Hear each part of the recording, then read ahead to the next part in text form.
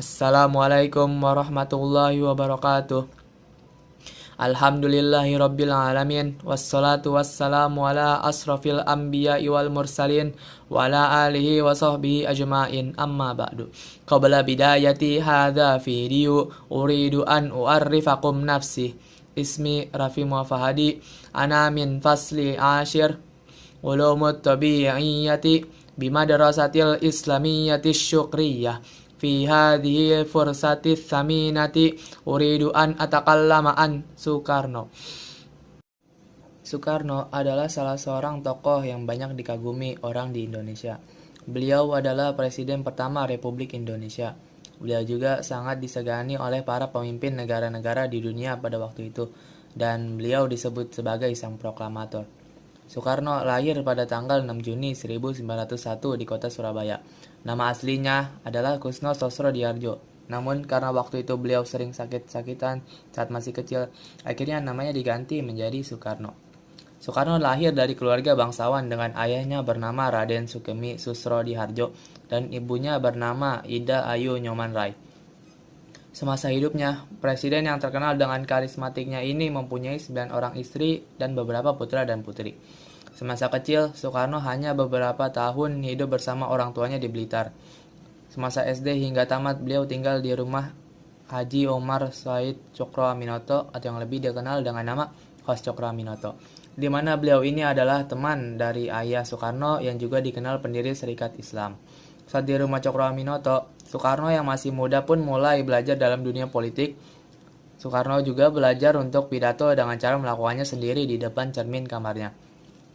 Di sekolahnya, HBS atau Hagore Burger School, Soekarno telah menggembleng jiwa nasionalismenya. Setelah lulus di HBS pada tahun 1920, Soekarno pindah ke Bandung dan melanjutkan sekolahnya ke THS atau Technische Hoge School di jurusan Teknik Sipil, di mana saat ini sudah menjadi ITB. Beliau lulus pada tanggal 25 Mei 1926 dengan gelar insinyur. Pada tahun yang sama, Soekarno mendirikan Algemene Studi Club yang ada di Bandung. Dan di organisasi inilah awal mula didirikannya Partai Nasional Indonesia pada tahun 1927. Selanjutnya, aktivitas Soekarno di Partai Nasional Indonesia pun menyebabkannya ditangkap oleh Belanda pada Desember 1929, lalu memunculkan pledoi fenomenal saat itu, yaitu Indonesia menggugat. Beliau kemudian dibebaskan pada tanggal 31 Desember 1931. Setelah keluar dari penjara, Soekarno kemudian bergabung dengan Partindo tahun 1932 karena ia sudah tidak memiliki partai lagi. Dan ia kemudian didaulat sebagai pemimpin Partindo, namun ia kembali ditangkap oleh Belanda dan kemudian diasingkan di Flores. Lalu pada tahun 1938, ia kemudian dipindahkan ke Bengkulu. Di sini Soekarno bertemu dengan Muhammad Hatta dan juga berkenalan dengan Fatmawati. Tahun 1942, kekuasaan Belanda di Indonesia berakhir setelah Jepang masuk menyerbu Indonesia. Soekarno yang sempat akan dipindahkan oleh Belanda ke Australia namun digagalkan oleh Jepang. Soekarno kemudian kembali ke Jakarta. Jepang kemudian memanfaatkan Soekarno beserta pemimpin Indonesia lainnya untuk menarik hati penduduk Indonesia. Jepang bahkan menunjuk Soekarno untuk memimpin tim persiapan kemerdekaan bangsa Indonesia, yaitu BPUPKI dan PPKI. Karena itu juga Soekarno bahkan sempat terbang ke Jepang untuk bertemu dengan Kaisar Hirohito. Soekarno terus-menerus melakukan pendekatan dan kerjasama dengan Jepang dengan tujuan agar Indonesia segera diberi kemerdekaan. Segala persiapan untuk kemerdekaan Indonesia dilakukan oleh Soekarno, seperti merumuskan Pancasila dan UUD 45 sebagai ideologi dan dasar negara Indonesia. Ia juga ikut dalam perumusan teks proklamasi kemerdekaan Indonesia bersama Muhammad Hatta dan Ahmad Subarjo. Menjelang proklamasi kemerdekaan, terdapat perbedaan pandangan antara golongan tua dan golongan muda. Pada awalnya, golongan tua menghendaki agar kemerdekaan Indonesia dipersiapkan secara matang dan golongan muda menghendaki agar kemerdekaan Indonesia diproklamasikan secepatnya. Hal inilah yang kemudian membuat golongan muda melakukan penculikan terhadap Soekarno dan Muhammad Hatta pada tanggal 16 Agustus 1945. Keduanya kemudian dibawa ke daerah Rengas Dengklok dengan tujuan agar segera memproklamirkan kemerdekaan Indonesia dan menjauhkannya dari pengaruh Jepang. Mengetahui Soekarno dan Muhammad Hatta dibawa ke Rengas Dengklok membuat Ahmad Subarjo kemudian menjemputnya di sana.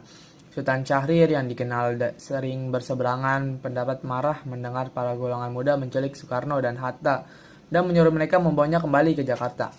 Tiba di Jakarta, Soekarno dan Muhammad Hatta beserta pemimpin lainnya bertemu dengan Laksamana Maida di rumahnya di Jalan Imam Bonjol. Laksamana Maida kemudian menjamin keselamatan Soekarno dan para pemimpin lain dan mempersilahkan Soekarno dan Hatta untuk merumuskan teks proklamasi kemerdekaan. Bersama dengan Ahmad Subarjo, mereka bertiga merumuskan teks proklamasi kemerdekaan yang kemudian diketik ulang oleh Sayuti Melik. Pada tanggal 17 Agustus 1945, Soekarno dan juga Muhammad Hatta memproklamasikan kemerdekaan Indonesia dari penjajahan Jepang. Kemudian Soekarno dan Muhammad Hatta diangkat sebagai presiden dan wakil presiden pertama Republik Indonesia. Beliau berupaya mempersatukan Nusantara, bahkan Soekarno berusaha menghimpun bangsa-bangsa di Asia, Afrika, dan Amerika Latin dengan Konferensi Asia Afrika di Bandung pada 1955 yang kemudian berkembang menjadi gerakan non-blok. Pemberontakan G30 SPKI membuat akhir cerita dari pemerintahan Presiden Soekarno dan juga Orde Lama berakhir. Hal ini ditandai dengan adanya Super Semar atau Surat Perintah 11 Maret di tahun 1966. Super Semar dikeluarkan oleh Presiden Soekarno dan berisi himbauan dari Presiden ke Soeharto agar bisa mengendalikan keamanan dan juga ketertiban negara yang ketika itu sedang kacau, dan juga berisi mandat pemindahan kekuasaan dari Soekarno ke Soeharto yang kelak menjadikan Soeharto sebagai presiden yang baru bagi bangsa Indonesia. Soekarno kemudian banyak menghabiskan waktunya di Istana Bogor dan lama-kelamaan kesehatannya terus memburuk. Pada tanggal 21 Juni 1970, Soekarno mengembuskan nafas terakhirnya di RSPAD Gatot Subroto, Jakarta.